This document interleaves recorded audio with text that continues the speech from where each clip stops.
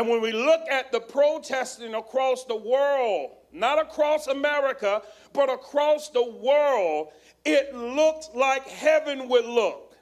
Not just one color, but all nationalities. Because the issue that we're facing is not an issue between Democrat or Republican, white or black, or conservative or liberal. It is an issue between light and darkness.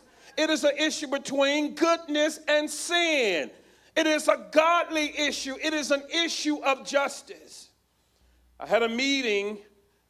Bob and I was in attendance. I think it was now a little over a week ago, where we called a lot of the leaders from Spartanburg, many of the pastors, many members of nonprofit organizations, and we just talked openly about what was going on in America. Great dialogue, great questions.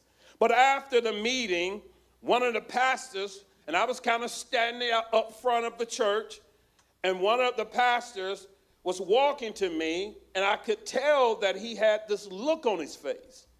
And so I asked him, I won't call his name, but I said, "What's going on? You look perplexed." He said, "I am." I said, "Why is it?" He said, "Because the conversation is one-sided." I said, "What do you mean?" He says, "The gospel is the answer to everything." I said, "Okay." I said, "Do you mean that same gospel that they use to keep us in slavery?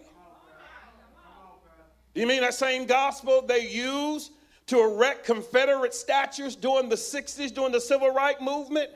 I said, "Listen, I understand what you're saying, but you need to be more thorough with that."